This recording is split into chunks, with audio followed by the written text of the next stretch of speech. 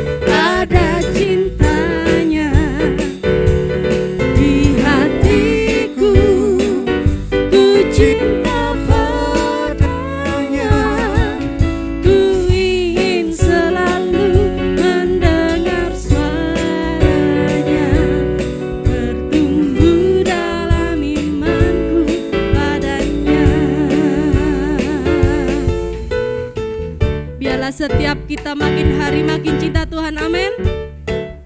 Apapun yang sedang kita alami saat ini, dalam rintangan apapun, kita yakin dan percaya Tuhan selalu ada buat kita.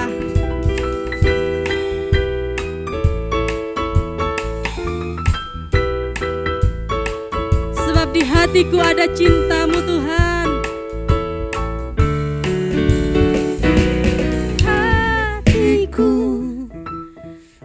Ada cintanya di hatiku, ku cinta padanya, ku ingin selalu mendengar suaranya, bertumbuh dalam imanku pada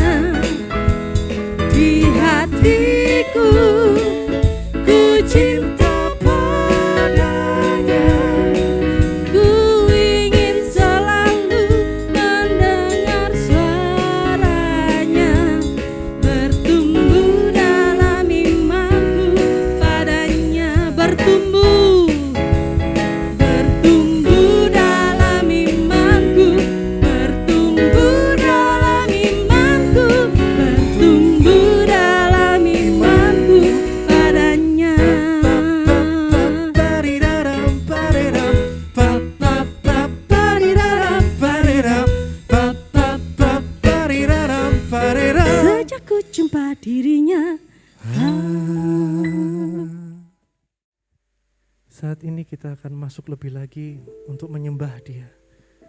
Sebab Tuhan setia, yang selalu bersama dengan kita semua. Dia yang layak terima pujian dan sembah kita. Hanya hati kita untuk menyembahnya, itu yang Dia mau untuk kita saat ini. Dia mau kita menyembahnya dengan roh dan kebenaran. Biarlah melalui pujian ini kita boleh memujikan kepada Tuhan, rasa syukur kita juga kepadanya.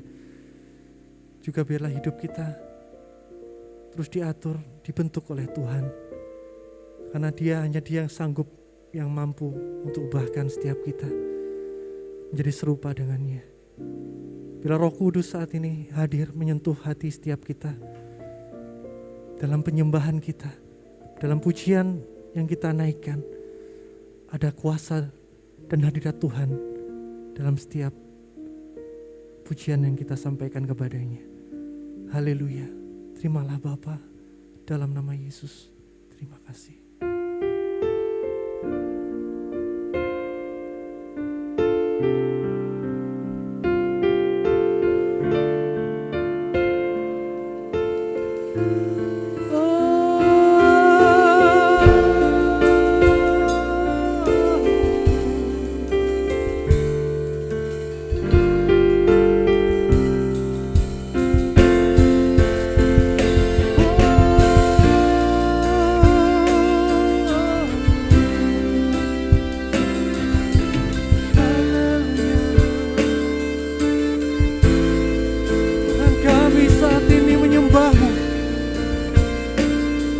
Memujikan kebesaran nama.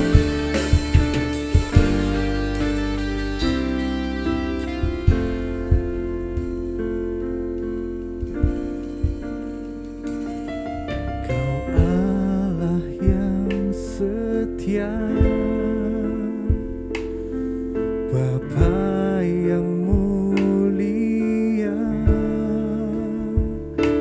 kasih-Mu besar Tuhan. Kau pulihkan hidupku, Kaulah harapanku, hidupku dalam-Mu. Terima kasih Tuhan, Kau selamatkan hidupku. Dengan apa kan ku balas segala kebaikan-Mu? Segenap hatiku menyembah-Mu Yesus. Ku bersyukur padamu selamanya.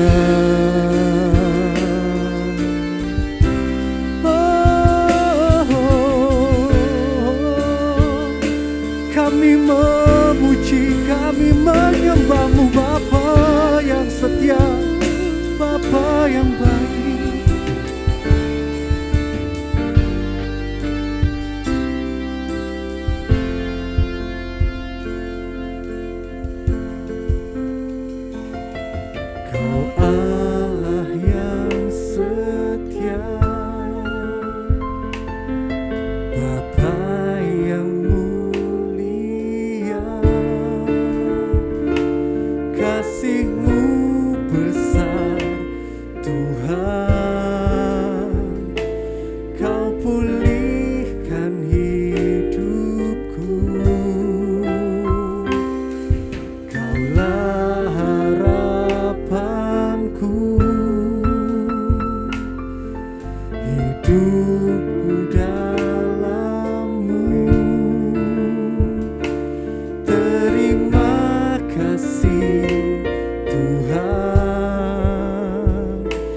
Kau selamatkan hidupku.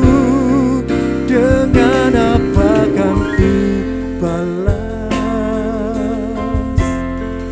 segala kebaikan-Mu. Segenap hatiku menyembah-Mu Yesus, ku bersyukur padamu. Dengan apa kan ku balas segala kebaikan-Mu? Segenap hatiku menyembah-Mu Yesus, ku bersyukur padamu selamanya.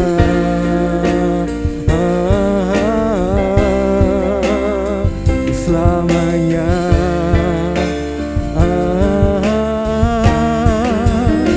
selamanya.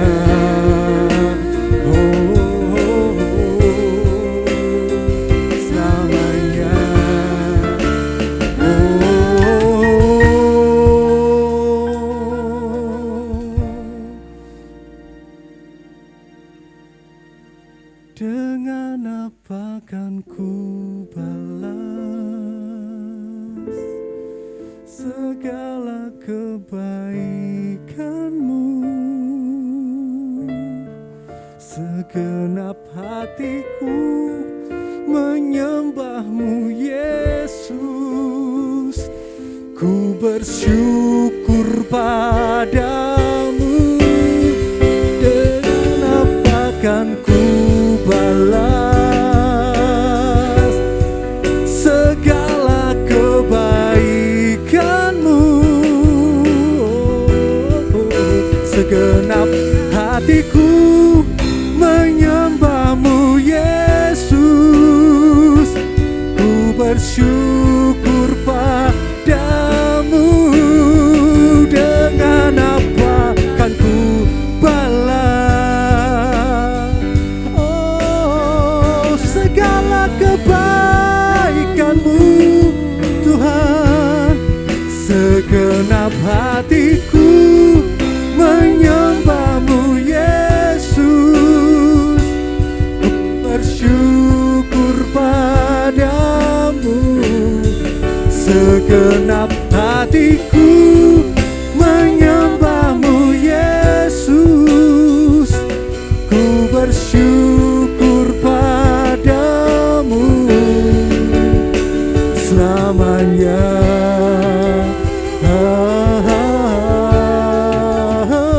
Selamanya,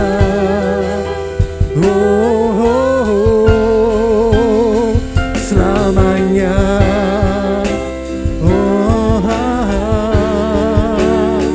selamanya.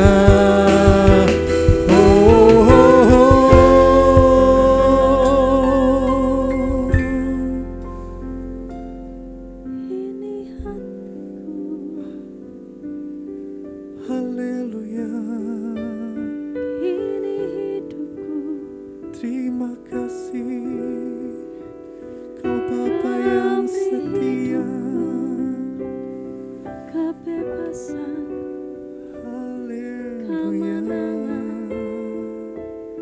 kekuatan atas Kaulah salibmu. harapan kami Bapa. Kaulah pujian kami Tuhan. Dari belenggu dosa, Kami butuh Kau Yesus. karena salibmu Haleluya.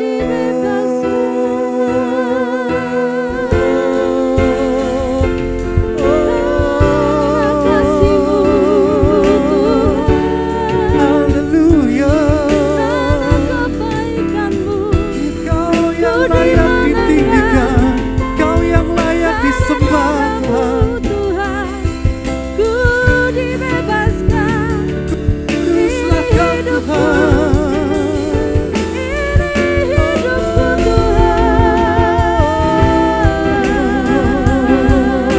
Terima kasih, kami mau bersyukur saat ini. Mari Bapak Ibu yang di rumah, dimanapun kau berada saat ini, kita mau pujikan Dia. Kita mau sembah dengan segenap hati Tuhan Allah kita yang selalu menyertai kita. Dia tak pernah meninggalkan kita sedetik pun. Sembah Dia, puji Dia dengan segenap hatimu. Terima kasih Bapa, terima kasih Roh Kudus-Mu tercurah saat ini. Kami nikmati kuasa-Mu, kami nikmati Sebab kasih-Mu membebaskanku, hadirat-Mu Tuhan. sebab kasih-Mu menguatkanku. Yang menguatkan kami, benar Tuhan. Hadirat-Mu yang menguatkan kami, hadirat-Mu yang menopang kehidupan kami. Hadirat-Mu yang selalu ada dalam hidup kami, yang tak akan pernah meninggalkan kami. Terima kasih atas kasih setia-Mu Bapa. Saat ini kami akan dibentuk melalui kebenaran firman yang kami akan dengar pada hari ini, pada minggu ini. Biarlah apa yang disampaikan oleh hamba-Mu boleh kami nikmati, boleh mengubahkan setiap kami Bapa. Biarlah Kau bentuk kami seturut dengan kehendak dan rencana-Mu dalam kehidupan kami. Ampuni dosa dan kesalahan kami Bapa yang kami lakukan kepada-Mu dan kepada sesama kami, yang banyak mengecewakan Tuhan dan banyak mengecewakan sesama kami. Bapa, inilah hati kami yang tak sempurna. Bila kami disempurnakan oleh kuasa darah Yesus, biar kami disempurnakan oleh firman-Mu. Terima kasih Kau tak jemu-jemu menegur kami, Kau tak jemu-jemu berbicara dengan kami, karena Kau mengasihi setiap kami Bapa. Terima kasih Tuhan. Biarlah kami terima firman-Mu ini dengan kerendahan hati setiap kami. Terima kasih Bapa. Inilah sembah pujian kami dalam ibadah kami hari ini. Biar hadirat-Mu menaungi kami. Kami tidak ada apa-apanya tanpa-Mu Tuhan. Tapi dengan-Mu kami bisa melakukan segala sesuatu. Terima kasih untuk anugerah-Mu yang besar, sehingga Kau layakkan kami. Terus Kau layakkan kami Bapa, sampai kami bertemu muka dengan-Mu. Terima kasih Bapa yang baik. Saat ini kami bisa memanggil-Mu Bapa, itu sudah merupakan anugerah yang sungguh sangat besar dalam kehidupan kami. Allah yang jauh menjadi Allah yang dekat dalam Kristus Yesus Tuhan dan Juru Selamat kami. Terima kasih, kami akan mendengarkan firman-Mu dan melakukannya dalam kehidupan kami. Mampukan Roh Kudus, urapi hamba-Mu, urapi kami. Dalam nama Tuhan Yesus Kristus, kami siap mendengar firman-Mu. Terpujilah Kau Tuhan kekal selama-lamanya. Haleluya. Amin. Shalom Bapak Ibu Saudara yang terkasih di dalam Tuhan. 3 minggu yang lalu di minggu kedua di bulan Januari kita sudah membahas tentang bangsa Israel yang keluar dari perbudakan Mesir menuju tanah perjanjian dengan dipimpin seorang nabi Tuhan yang bernama Musa. Perkiraan ada 2 juta umat Israel yang keluar dari tanah Mesir menuju tanah perjanjian. Di dalam bilangan 146 dituliskan ada 600.000 lebih laki-laki saja. Belum termasuk anak-anak dan wanita atau perempuan. Jadi perkiraan para ahli ada 2 juta yang berangkat dari tanah perbudakan di Mesir menuju tanah perjanjian yang berlimpah susu dan madunya. Namun tragis Bapak Ibu Saudara, ironi, dari 2 juta yang berangkat dari Mesir menuju tanah perjanjian, sebagian besar binasa di padang gurun. Hanya sedikit yang bisa masuk ke tanah perjanjian. Mengapa saya katakan tragis dan ironis? Karena semenjak mereka berangkat dari Mesir menuju tanah perjanjian, Tuhan beserta mereka. Logikanya Bapak Ibu Saudara, ketika Tuhan menyertai umatnya, maka akan terjadi yang namanya berkat, perlindungan, sukacita dan damai sejahtera. Nah, ini terjadi terbalik dengan bangsa Israel. Itu sebabnya di ibadah online kita di minggu kelima, di minggu terakhir di bulan Januari ini, kita akan belajar ada apa dengan Israel. Kalau ada judul film, ada apa dengan cinta. Hari ini kita akan belajar ada apa dengan Israel. Berarti ada something wrong Bapak Ibu Saudara. Ada sesuatu yang salah. Ketika Tuhan hadir di tengah mereka, ketika Tuhan menuntun mereka, malah mereka binasa di padang gurun. Yang kita tahu, kita sudah belajar bahwa padang gurun adalah lambang dari pergumulan, pencobaan, tantangan, dan masalah. Mengapa? Nah, kita akan temukan jawabannya di ibadah kita hari ini. Saya mengajak Bapak Ibu Saudara dimanapun kau saat ini berada, mari buka Alkitabmu dari 1 Korintus pasalnya yang ke-10. Ya, sudah dapat ya? 1 Korintus pasalnya yang ke-10. Kita akan baca ayatnya yang pertama sampai ayatnya yang ke-13. Namun di awal ini kita akan hanya membaca ayat 1 sampai 4 saja ya. 1 Korintus 10 ayat 1 sampai 4. Silakan dibaca. 1, 2, 3. Aku mau supaya kamu mengetahui, saudara-saudara, bahwa nenek moyang kita semua berada di bawah perlindungan awan, Ya, dan bahwa mereka semua telah melintasi laut. ya. Untuk menjadi pengikut Musa, mereka semua telah dibaptis dalam awan dan dalam laut. Ya. Mereka semua makan makanan rohani yang sama. Dan mereka semua minum minuman rohani yang sama. Sebab mereka minum dari batu karang rohani yang mengikuti mereka. Dan batu karang itu ialah Kristus. Nah, perhatikan baik-baik Bapak Ibu Saudara. 4 ayat dari 1 Korintus pasal yang ke-10 ini dengan jelas sekali ada kehadiran Tuhan dan penyertaan Tuhan di tengah-tengah kehidupan bangsa Israel. Di slide yang kedua saya tuliskan ada tiang awan dan tiang api sebagai bukti kehadiran Tuhan secara nyata di dalam perjalanan mereka dari tanah Mesir menuju tanah perjanjian.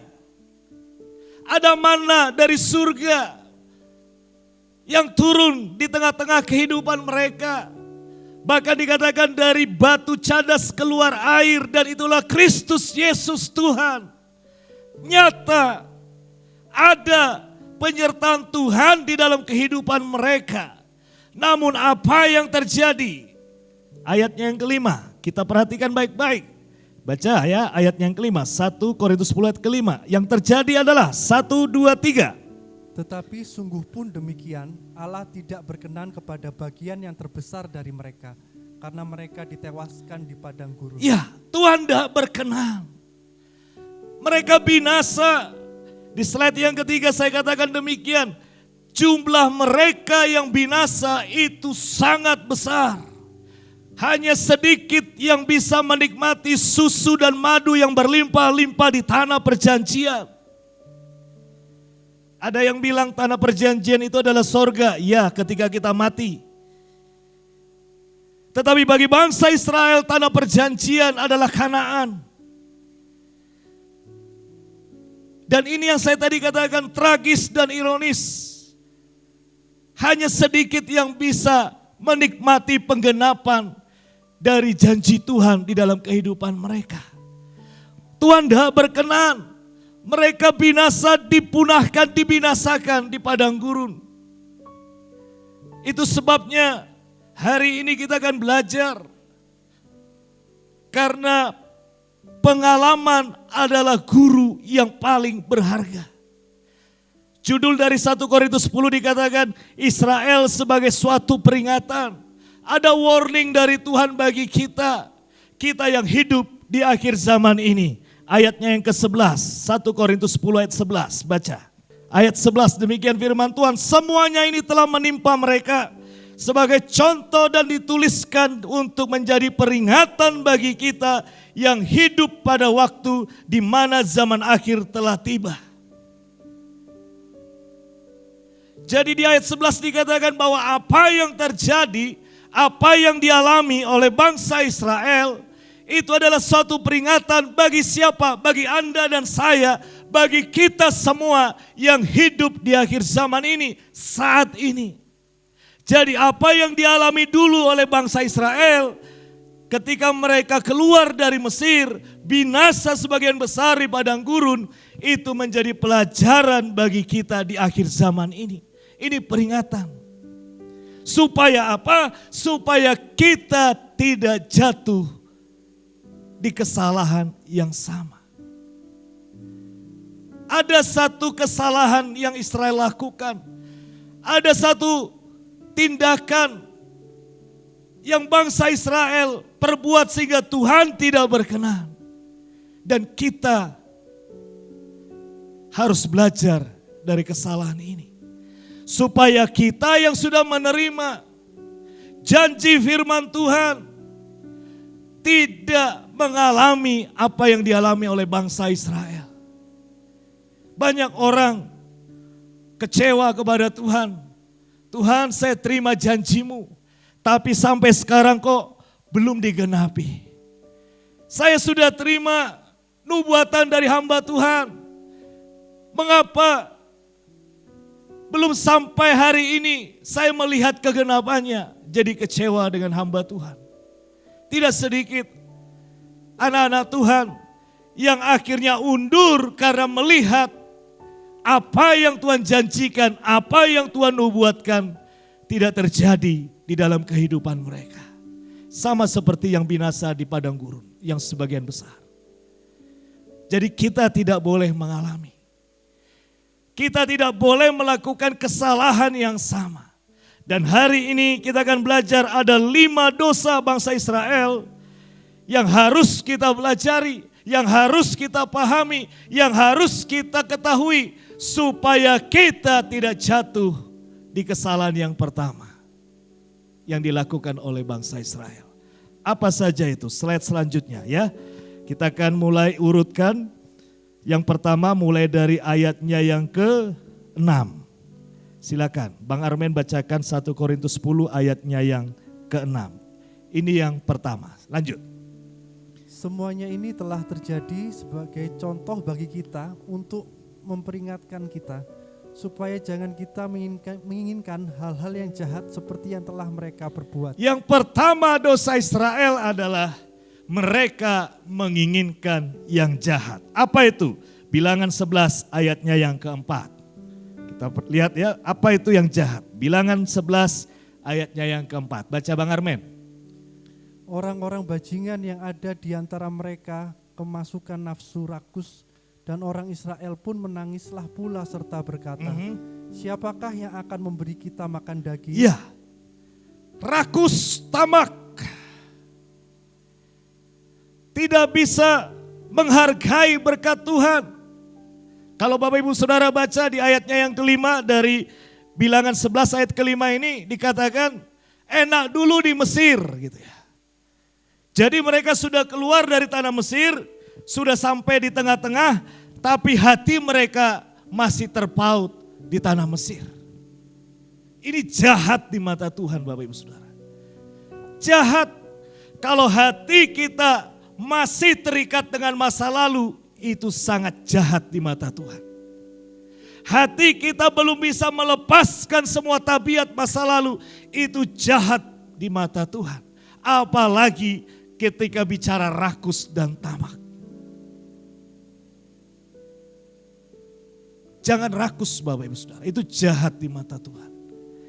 Apa yang sudah Tuhan berikan, apa yang sudah Tuhan kasih kepada kita, mana dari surga, bangsa Israel gak bisa menghargai, enak di Mesir dulu. Ini kalau saya ilustrasikan begini, ada seorang pria misalkan, dia pacaran, kemudian putus, kemudian pacaran lagi, kemudian menikah dengan pacar yang kedua. Udah menikah dengan pacarnya yang kedua, tapi hatinya masih di pacar yang pertama. Ini jahat di mata Tuhan. Jadi kalau si pria ini sudah menikah dengan seorang wanita, tetapi hatinya masih terpaut, masih memikirkan mantannya. Loh, istriku ini jelek, yang mantan cantik, ini baik, ini super baik. masih terpaut dengan masa lalu, ini jahat di mata Tuhan. Jangan Bapak Ibu Saudara. Hargai setiap berkat Tuhan. Hargai setiap pemberian Tuhan di dalam hidup kita. Apa yang Tuhan sudah beri di masa anugerah saat ini, itu yang terbaik bagi kita. Jangan sampai terucap dari mulut kita, enak bien sebelum bertobat. Sebelum bertobat bisa semuanya, setelah bertobat gak bisa. Ini jahat di mata Tuhan. Ketika engkau sudah menerima anugerah Tuhan, engkau sudah menerima sesuatu daripada Tuhan, hargai dan sungguh-sungguh mengucap syukur. Jangan terikat dengan masa lalu. Jangan hatimu masih terpaut dengan masa lalu. Ini kekejian di mata Tuhan. Ini dosa pertama Israel yang membuat Tuhan tidak berkenan, yang membuat Tuhan tidak suka, dan Tuhan binasakan mereka sebagian besar di padang gurun. Yang kedua, lanjut ayatnya yang ke-7 Bang Armen. 1 Korintus 10.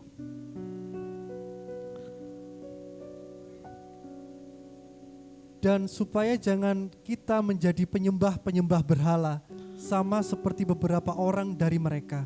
Seperti ada tertulis, maka duduklah bangsa itu untuk makan dan minum. Kemudian bangunlah mereka dan bersukaria. Iya, menyembah berhala. Korelasinya dengan Keluaran 32 ayatnya yang ke-6. Yuk kita baca sama-sama. Apa itu penyembahan berhala? Keluaran 32 ayatnya yang ke-5 dan ke-6. Coba Foni, yang 5-6 supaya lebih jelas. Apa itu penyembahan berhala? Baca Bang Armen. Keluaran 32 ayat 5 dan 6. Ketika Harun melihat itu, didirikannya mezbah di depan anak lembu itu. Berserulah Harun, katanya, besok hari raya bagi Tuhan. Oke, ayat ke-6.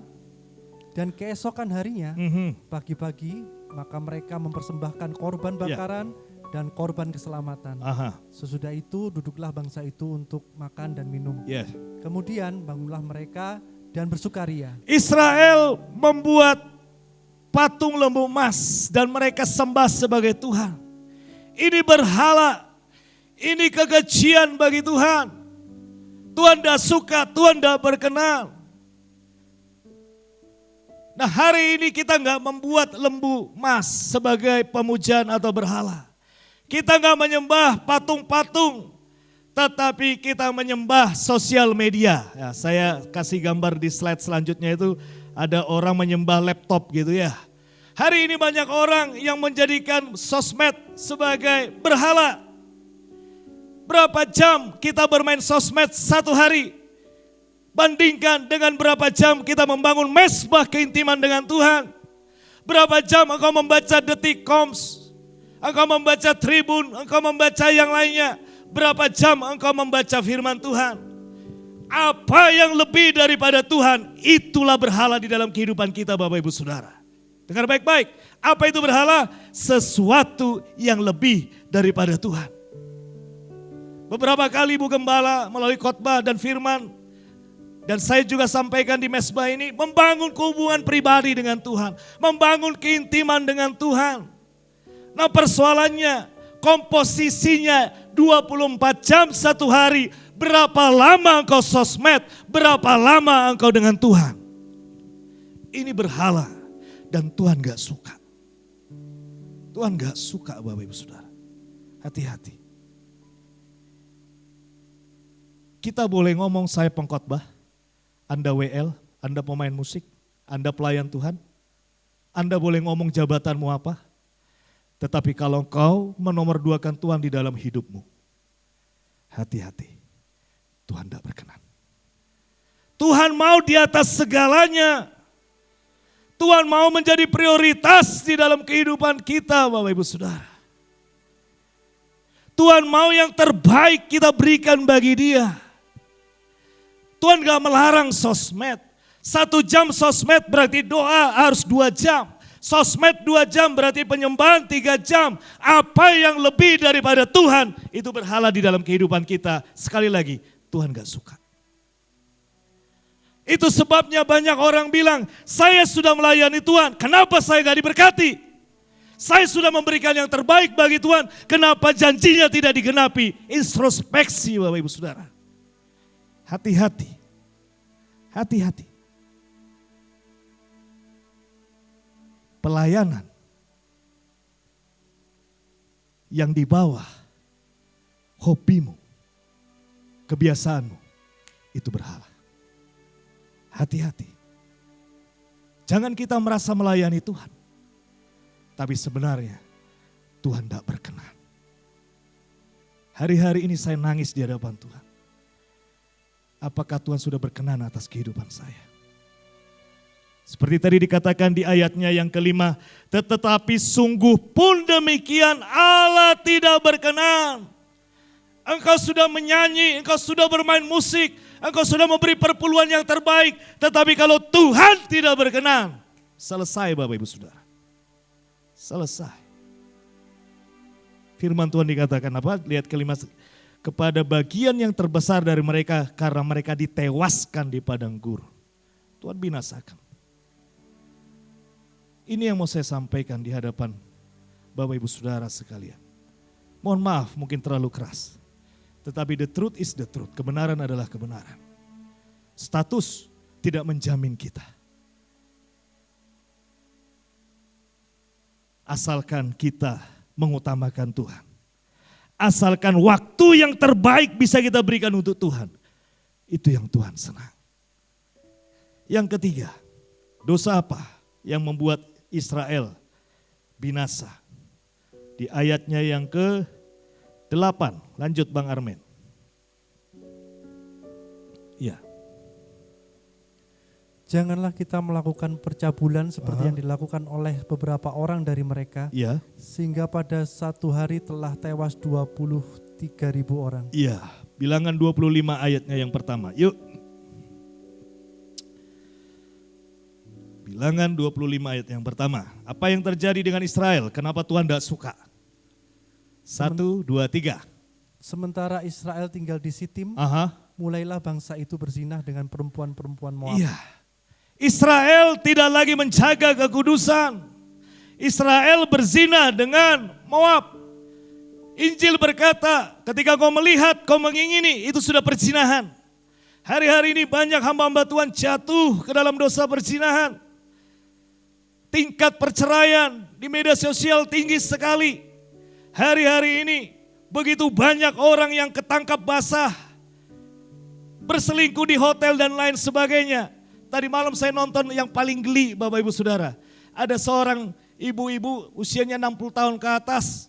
Di tengah jalan nangkap suaminya yang lagi bonceng pelakor, digebuin di tengah jalan. Kalau usianya 27, 28 saya masih ketawa Bapak Ibu Saudara ya. Wih cantik, ganteng gitu ya. Ini sudah keriput semua masih selingkuh Bapak Ibu Saudara. Hati-hati. Hati-hati dengan dosa percabulan. Hati-hati. Ini yang Tuhan tidak suka Bapak Ibu Saudara dari Israel ketika mereka berselingkuh dengan Moab. Oh iya Pak Pendeta, saya nggak berselingkuh dengan wanita. Betul, Anda menjaga kekudusan. Yes. Tetapi ketika Anda mencoba menjadi hamba yang lain, itu Anda berselingkuh dengan Tuhan. Ngerti maksud saya Bapak Ibu Saudara? Ketika Anda tidak mengingini wanita lain, yes, Anda tidak berselingkuh. Tetapi ketika Anda lebih mengutamakan apa yang menjadi hobi, apa yang menjadi keinginan, apa yang menjadi cita-citamu lebih daripada Tuhan, di luar Tuhan, itu juga suatu perselingkuhan bagi Tuhan. Jaga hati, jaga pikiran. Ya, gak ada yang kuat Bapak Ibu Saudara. Coba baca Bang Armen, ayatnya yang ke-12. 1 Korintus 10 ayat yang ke-12. Sebab itu siapa yang menyangka bahwa ia teguh berdiri, hati-hatilah supaya ia jangan jatuh. Itu tanda seru Bapak Ibu Saudara. Jadi jangan sombong, jangan pikir gua kebal, gua bisa, gua yakin bisa mengatasi. Hati-hati. Jangan merasa Anda lebih hebat. Anda bisa menguasai keadaan. Bisa-bisa kepleset dan jatuh. Ini Tuhan sudah ingatkan. Itu dosa yang ketiga. Hati-hati dengan percabulan. Yang keempat, apa dosanya? Bilangan ayatnya yang ke-9. 1 Korintus 10 ayat yang ke-9. Dan janganlah kita mencobai Tuhan seperti yang dilakukan oleh beberapa orang dari mereka sehingga mereka mati di pagut ular. Iya, korelasinya bilangan 21 ayat 5. Kita lihat ya. Yang keempat, jangan mencobai Tuhan. Bilangan 21 ayat yang kelima. Baca. Lalu mereka berkata-kata melawan Allah dan Musa. Mengapa kamu memimpin kami keluar dari Mesir? Supaya kami mati di padang gurun ini. Sebab di sini tidak ada roti dan tidak ada air. Dan akan makanan hambar ini kami telah muak. Mencobai Tuhan apa artinya Bapak Ibu Saudara? Mencobai Tuhan artinya meragukan kekuasaan dan kedaulatan Tuhan di dalam hidup kita. Kira-kira Tuhan sanggup gak selesaikan masalah saya? Kira-kira Tuhan bisa gak memberkati saya? Kira-kira Tuhan mampukah menyembuhkan penyakit saya? Dengarkan baik-baik Bapak Ibu Saudara, Tuhan itu adalah Tuhan yang luar biasa. Berkali-kali saya katakan, bagi Tuhan tidak ada yang mustahil. Yang terpenting adalah bagaimana kita percaya kepada Dia. Percaya kepada waktunya, percaya kepada caranya, percaya kepada semua yang Tuhan berikan di dalam hidup kita. Jangan pernah berkata, Tuhan kapan ya, bisa enggak? Seperti tadi dikatakan di ayatnya yang kelima dari bilangan 21. Mengapa kamu memimpin kami keluar dari Mesir? Supaya kami mati di padang gurun ini. Pertanyaannya, apakah Tuhan tidak sanggup menghidupkan orang mati? Jangan mencobai Tuhan Bapak Ibu Saudara. Apa yang sudah Tuhan tetapkan, percayalah sungguh-sungguh Tuhan akan bertindak di dalam kehidupan kita. Yang keempat, yang kelima, apa dosa bangsa Israel? Ayatnya yang ke-10. Baca Bang Armen. Dan janganlah bersungut-sungut seperti yang dilakukan oleh beberapa orang dari mereka, sehingga mereka dibinasakan oleh malaikat maut. Ayat yang ke-10 dikatakan janganlah bersungut-sungut. Korelasinya bilangan 16 ayat 41. Kita lihat apa yang dilakukan oleh bangsa Israel. Bilangan 16 ayat 41. Tetapi pada keesokan harinya bersungut-sungutlah segenap umat Israel kepada Musa dan Harun. Kata mereka, kamu telah membunuh umat Tuhan. Iya, bersungut-sungut. Tuhan tidak suka orang yang bersungut-sungut. Jangankan Tuhan Bapak Ibu Saudara. Kalau saya punya teman ketemu sukanya ngeluh. Ketemu besoknya mengeluh, ketemu lagi, nek Bapak Ibu Saudara. Bapak Ibu Saudara suka punya istri yang suka mengeluh, punya suami yang suka mengeluh. Gak ada kuping manusia tahan mendengar keluh kesahnya orang lain. Lebih enak mendengar kesaksian, saya ditolong Tuhan, yes, daripada, aduh hari ini matang aku, mati aku, aku gak punya apa-apa. Besok ketemu lagi, aduh matang aku, aku gak punya duit. Setiap hari keluh kesah, setiap kali hanya semua masalah yang disampaikan. Tuhan pun tidak berkenan dengan mulut yang bersungut-sungut. Itu sebabnya Tuhan berkata, mengucap syukurlah di dalam segala hal. Itulah yang Tuhan kehendaki. Tuhan menghendaki mulut kita mengucap syukur Bapak Ibu Saudara. Bukannya bersungut-sungut.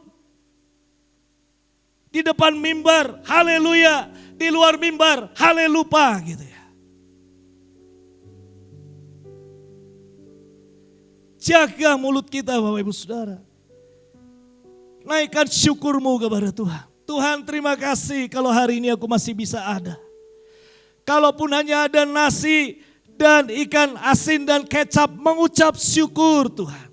Mengucap syukur kalau bisnisku omsetnya masih 1 juta. Mengucap syukur, jangan bersungut-sungut. Tuhan dah suka Bapak Ibu Saudara. Makanya tadi dikatakan di ayat yang ke-10, mereka dibinasakan oleh malaikat maut. Tuhan dah suka.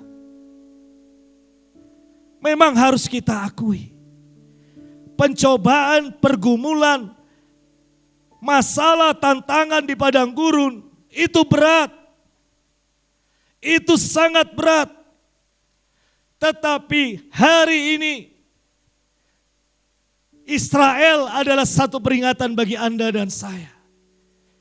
Tuhan tahu di akhir zaman ini, di 2022 ini akan begitu berat persoalan tantangan yang akan kita hadapi. Tetapi Tuhan mau, slide yang tadi tolong ditampilkan, jangan memiliki hati yang jahat, jangan menyembah berhala, jangan memiliki pikiran cabul, jangan pernah mencobai Tuhan, dan jangan pernah bersungut-sungut. Yang punya HP bisa difoto, ya, taruh di handphonemu, ingat 5 dosa ini. Sepanjang 2022 ini Bapak Ibu Saudaraku, sebagai hamba Tuhan saya menasihatkan Anda yang mendengar khotbah online di minggu kelima ini, jangan pernah melakukan 5 hal yang Israel pernah lakukan. Kita akan binasa. Kita tidak akan menerima apa yang Tuhan janjikan di dalam kehidupan kita. Jadi jangan salahkan Tuhan mengapa engkau tidak memberikan yang Tuhan janjikan kepada saya. Mengapa saya tidak mengalami pertolongan Tuhan di 2022. Tetapi tanyakan kepada dirimu, sudahkah engkau menghindari 5 dosa ini? Jangan-jangan dari 5 dosa ini kita pernah melakukannya dan menjadi habit kita.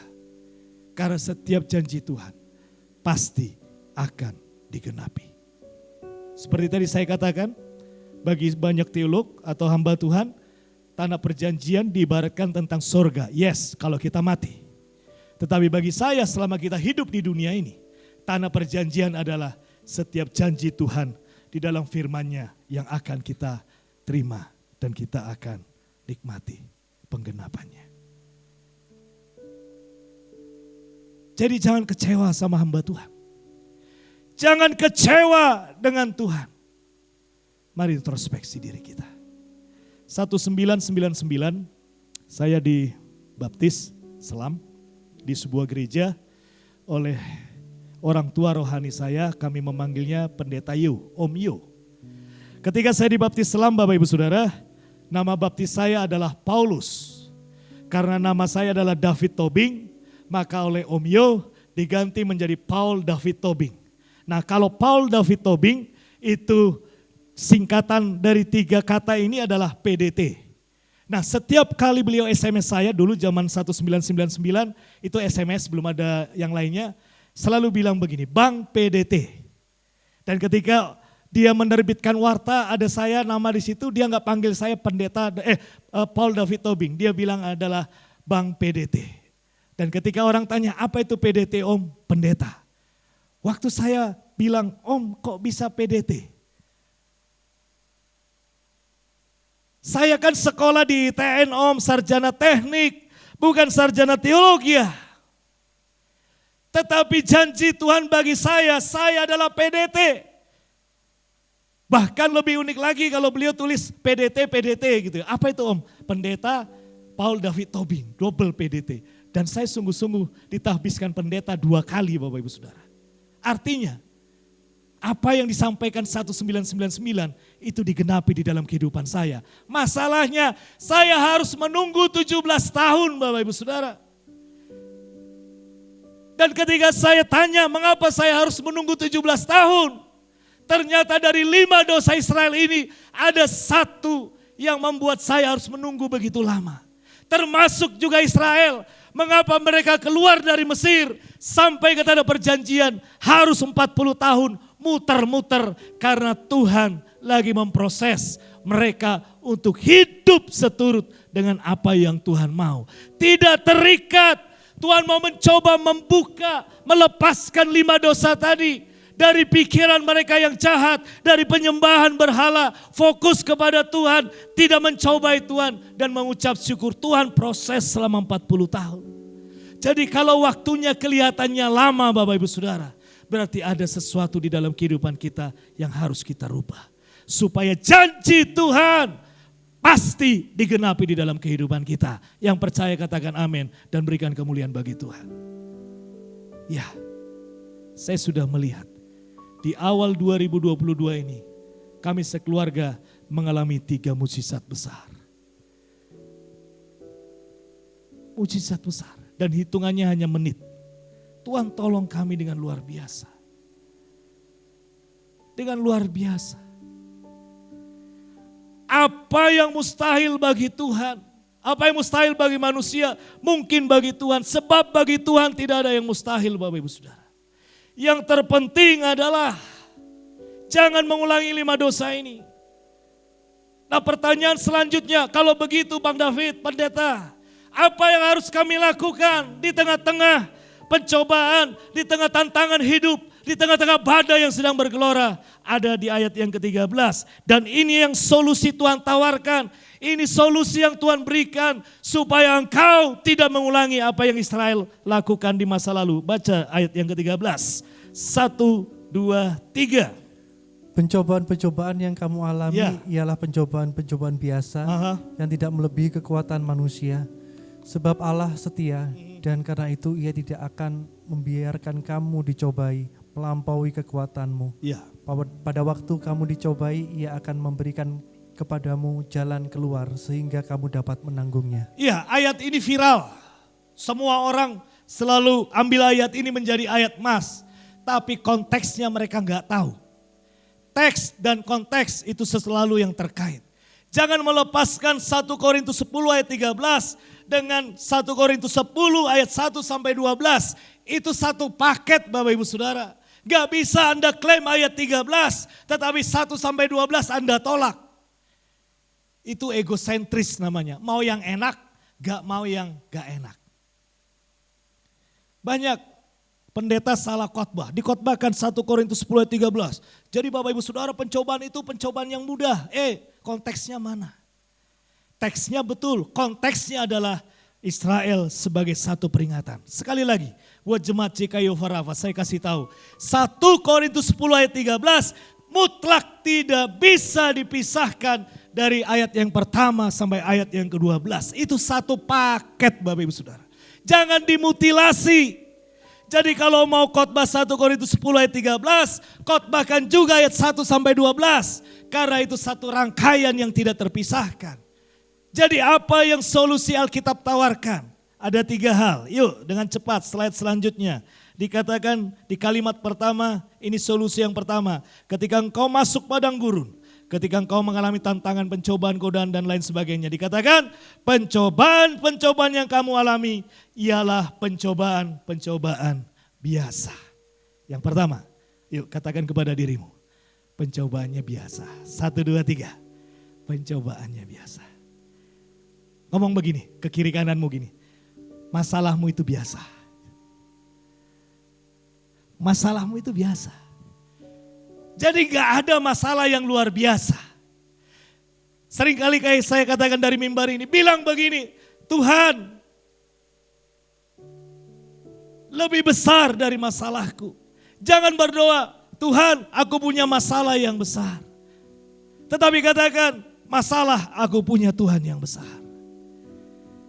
Tadi saya duduk di bangku depan, coba buka Ayub pasal yang pertama. Saya dapat ayat ini Bapak Ibu Saudara.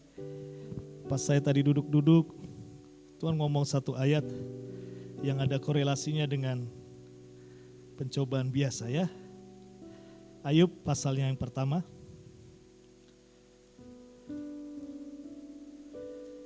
Oke, sebentar ya Bapak Ibu Saudara. Ayatnya yang ke-11 sampai ayatnya yang ke-12. Ya, Ayub 1 ayat 11 sampai ayat 12. Yuk, sudah dapat? 1, 2, 3.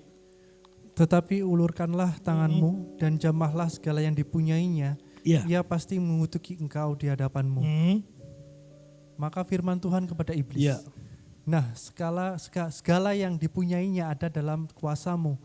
Hanya janganlah engkau mengulurkan tanganmu terhadap dirinya. Kemudian pergilah iblis dari hadapan Tuhan. Ya, Tuhan tadi ngomong begini, Fit, coba buka Ayub. Apa Tuhan? Yuk kita ngobrol. Ya, oke. Waktu iblis punya niat jahat kepada Ayub, perhatikan Bapak Ibu Saudara, iblis punya rancangan jahat kepada Ayub, iblis gak bisa moro-moro ujuk-ujuk turun menjumpai Ayub, gak bisa. Iblis harus berhadapan dulu dengan Tuhan, minta restu dan minta izin untuk mencobai Ayub. Yang saya tangkap dari ayat ini adalah semua yang terjadi atas hidup kita itu sepengetahuan dan seizin Tuhan. Jadi kalau ada masalah, kalau ada tantangan, ada godaan dari si iblis di dalam kehidupanmu, kalau Tuhan tidak izinkan, itu tidak akan terjadi. Kalau Tuhan izinkan terjadi, maka Tuhan punya solusinya dan jawabannya di dalam kehidupanmu dan kehidupanku. Amin. Dan terbukti, Ayub gak mati. Nyawa punyanya Tuhan. Dan terbukti apa yang hilang dulu Tuhan pulihkan 2 kali lipat. Amazing. Saya baru ngeh. Saya baru mudeng Bapak Ibu Saudara. Ternyata kalau Tuhan izinkan satu persoalan di dalam kehidupan kita. Dikatakan tadi di dalam 1 Korintus 10 ayat yang 13 tadi. Itu tidak akan melebihi kekuatanmu. Jadi Tuhan sudah tahu. Jadi kalau iblis bilang begini, Tuhan, itu Bang David Tobing. Ya kenapa? Boleh dong gua kasih ini. Tuhan ukur. Oh imannya David segini, pasalnya gini. Oke lah.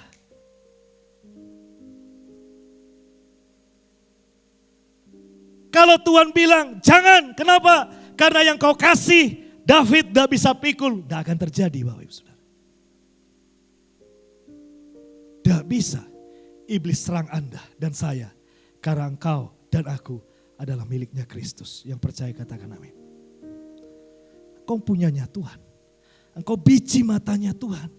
Engkau bejana kemuliaannya Tuhan.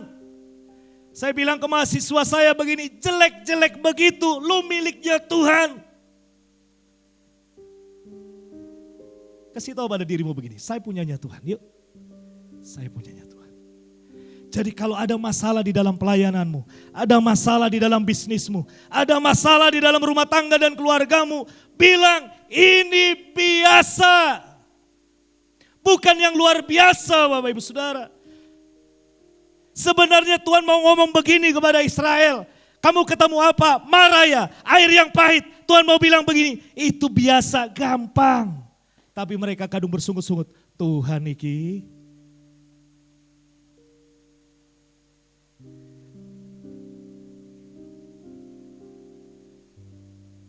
Jadi ini yang pertama Bapak Ibu Saudara. Setting pikiran kita, setting semua konsep kita, renungkan, camkan apa yang terjadi. Ini tidak akan membinasakan saya, ini tidak yang luar biasa, ini hanya pencobaan yang biasa. Ya. Jadi jangan membesar-besarkan masalah. Itu ibaratnya api, korek api, saudara kasih bensin akhirnya bisa membakar rumah. Ya biarkan kalau korek api nyala tinggal injak aja. Selesai. Oke? Sama-sama dengan saya. 1, 2, 3. Pencobaan itu biasa. Ya. Yang kedua, ini solusinya.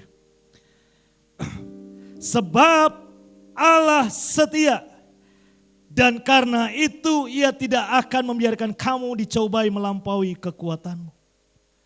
Jadi solusi yang kedua, setting imanmu adalah Tuhan Yesus setia. Jadi jangan takut melangkah maju. Terus melangkah di dalam Tuhan, ada Yesus bersamamu. Immanuel bersamamu. Ini yang saya khotbahkan 2 minggu yang lalu, 3 minggu yang lalu, di minggu kedua. Tuhan berjalan bersamamu. Dia ada bersamamu. Di dalam setiap lembah, di dalam setiap bukit, dia ada bersamamu. Gak perlu lagi khawatir. You never walk alone. Kau tidak berjalan sendiri. Terus melangkah maju.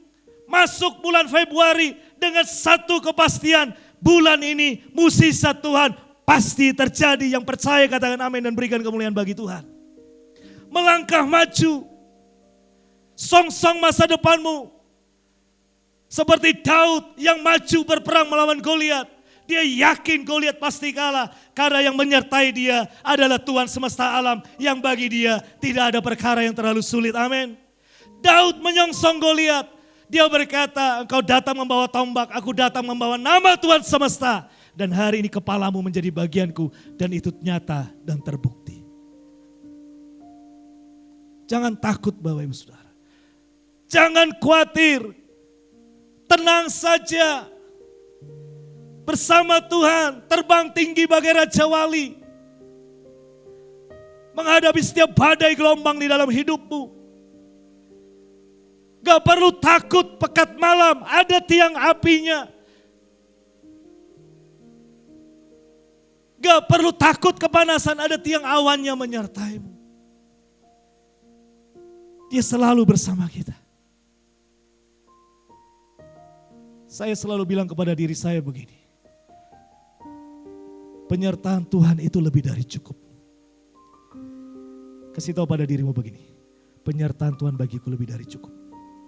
Katakan kepada orang-orang sekitarmu, penyertaan Tuhan itu lebih dari cukup. Di mana ada Tuhan, di situ asal ada mukjizat. Asalkan jangan lakukan 5 dosa Israel tadi.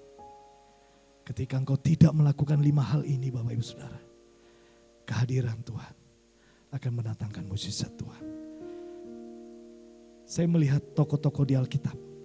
Ketika Tuhan berkenan kepada Henokh, ketika Tuhan berkenan kepada Nuh, ketika Tuhan berkenan kepada Daud, ketika Tuhan berkenan kepada Musa, Tuhan selalu melakukan perkara-perkara yang ajaib. Dan ini yang saya rindukan dan saya doakan semua Bapak Ibu Saudara yang mendengar khotbah hari ini. Sepanjang 2022 engkau akan mengalami mukjizat dan keajaibannya Tuhan. Amin. Berikan kemuliaan bagi Tuhan. Ketika hidupmu berkenan, kau akan menerima mukjizat daripada Tuhan.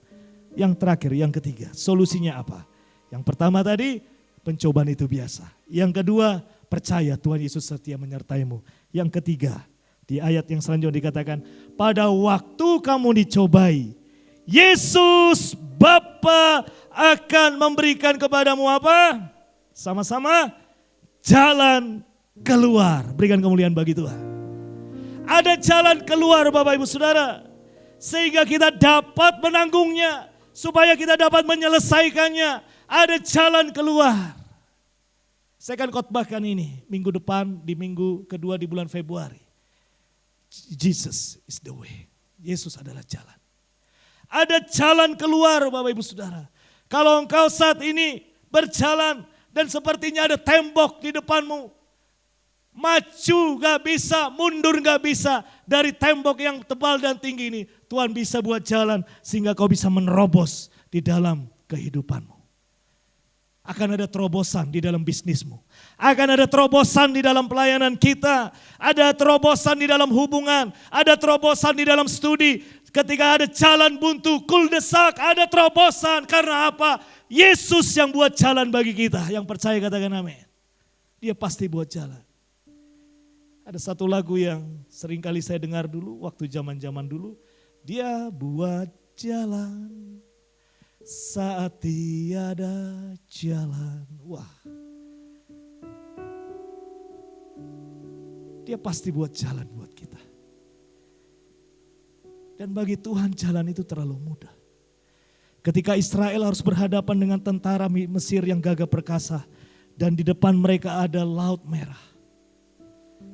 Tuhan buat jalan di tengah-tengah. Tuhan sanggup belah laut. Dan mereka berjalan di tengah-tengah. Jadi jangan bersungut-sungut. Tuhan mentok. Tuhan tidak berhasil. Tuhan gagal. Jangan mengeluh. Bersyukurlah untuk sesuatu yang tertunda. Karena waktu Tuhan yang terbaik bagi kita. Dan dia akan buat jalan di dalam kehidupan kita. Dan kita akan berjalan di dalam kemuliaannya. Jadi ini 3 solusi Bapak Ibu Saudara. Ketika kita masuk di tahun 2022 ini. Akan banyak padang gurun. Akan banyak tantangan, ujian, rintangan, persoalan di dalam pelayanan, di dalam keluarga, di dalam bisnis usaha, studi, pergaulan, dan lain sebagainya. Ada 3 solusi yang Tuhan tawarkan kepada kita. Yang firman Tuhan berikan kepada kita. Selalu setting pikiranmu, ini biasa. Yang kedua, Tuhan bersamaku. Yang ketiga, pasti ada jalan keluar. Dan hidup kita akan mengalami mukjizat Tuhan. Hati-hati dengan 5 dosa ini. Dengar baik-baik, sepanjang 2022, hindari 5 dosa ini. Sehingga apa yang kau kerjakan, apa yang kau lakukan, semua akan mendatangkan berkat bagi Tuhan. Ya, Maju terus. Tidak perlu takut. Menyongsong bulan yang baru. Menyongsong minggu yang baru. Jangan khawatir. Teruslah melangkah. Tuhan beserta kita. Mari kita berdoa. Singer akan menyanyikan lagu pujian ini. Bagi Bapak Ibu Saudara yang bisa, silahkan bersama-sama bernyanyi. Dimanapun saat ini kau berada. Di rumah, di kendaraan, di kantor, dimanapun. Angkat pujian ini. Menjadi kekuatan bagimu. Memasuki minggu dan bulan yang baru. Supaya hidup kita tidak sama seperti Israel. Di akhir zaman ini kita mengalami mukjizat dan berkat Tuhan. Haleluya. Ya. Ku tak perlu khawatir. Amin. Haleluya. Terhadap apapun. Ya. Benar. Tanganmu yang penuh kasih. Benar. Menopangku tanpa henti. Amin. Ku tak perlu takut. Ya. Untuk melangkah maju. Jangan takut Bapak Ibu Saudara. Maju. Hadapi. Hadirat-Mu yang berkuasa. Amin. Menjagaku senantiasa. Amin. Seperti Benar. tiang awan yang meneduhkan dari terik siang. Haleluya. Amin. Hatiku selalu tenang di dalam tangan-Mu, Tuhan. Ya. Seperti tiang api yang menerangi dari gelap malam. Ya. Amin. Kau menjagai hidupku dengan kebaikan. Mari kita angkat pujian ini dari awal. Saya mengajak Bapak Ibu Saudara, mari kita ambil waktu teduh kita di hadapan Tuhan. Ku tak perlu khawatir Tanggalkan semua kekhawatiranmu, ketakutanmu. terhadap apapun. Apapun yang terjadi dalam kehidupan, jangan takut Bapak Ibu Saudara. Tangan-Mu yang penuh Yesus menggandeng. kasih, menopangku. Ya, Dia menopang setiap kehidupan. tanpa henti. Benar. Ku tak perlu takut. Bangkitlah, maju, berjalan, Melangkah maju. hadapi setiap masalahmu. Seperti Daud melangkah menantang Goliat. Hadirat-Mu yang Ada hadirat Tuhan, berkuasa, ada Roh Kudus yang berkuasa menjagaku yang akan menjaga kehidupan. senantiasa. Oh. Seperti benar. tiang awan yang Haleluya. meneduhkan dari terik siang. Amin. Ya. Hatiku selalu tenang di dalam tangan-Mu, Tuhan. Seperti tiang awan yang meneduhkan dari terik siang. Kau menjagai hidupku dengan kebaikan-Mu. Bapak Ibu Saudara yang terkasih di dalam Tuhan, tenang. Tenanglah. Ada Tuhan yang bersamamu. Sepanjang 2022 ini. Dia akan selalu bersama kita.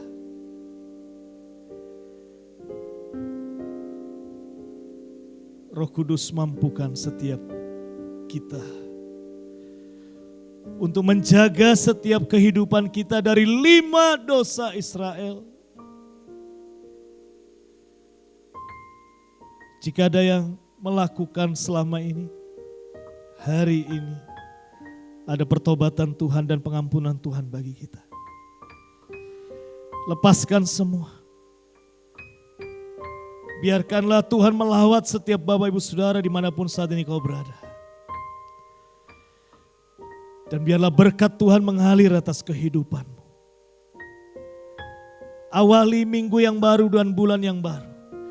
Dengan sikap hati dan pikiran tindakan yang benar. Sehingga berkat Tuhan mengalir di dalam kehidupan kita. Dan kita menikmati setiap tanah perjanjian yang kita terima daripada Tuhan. Terima kasih Bapa untuk peringatanmu bagi kami. Terima kasih untuk peringatanmu kepada kami. Supaya kami tidak jatuh ke lubang yang sama. Seperti seekor keledai. Kami bukan keledai, kami umat Tuhan. Kami permata hatinya Tuhan. Dan kami mau hidup di dalam kemuliaan Tuhan. Terima kasih. Dan biarlah oleh kuat kuasa Roh Kudus-Mu, kami menggenapi setiap firman-Mu. Terima kasih untuk firman-Mu yang luar biasa. Berkat firman-Mu yang sudah kami terima. Sempurnakanlah dengan berkat yang terbesar daripada surga. Kami mengangkat tangan kami. Kami membuka hati kami. Kami terima berkat daripada-Mu. Bapak Ibu Saudara, terimalah berkat daripada Tuhan. Tuhan memberkati engkau dan melindungi engkau. Tuhan menyinari engkau dengan wajah-Nya dan memberi engkau kasih karunia. Tuhan menghadapkan wajah-Nya kepadamu dan memberi engkau damai sejahtera. Mulai hari ini sampai selama-lamanya. Semua kami diberkati. Yang berulang tahun di bulan Januari ini diberkati oleh Tuhan. Yang berulang tahun pernikahan di bulan Januari pun diberkati rumah tangga kami pribadi lepas pribadi. Hidup kami menyenangkan hati-Mu. Yang sudah diberkati Tuhan, sama-sama katakan amin. Tuhan Yesus memberkati. Shalom, selamat hari Minggu.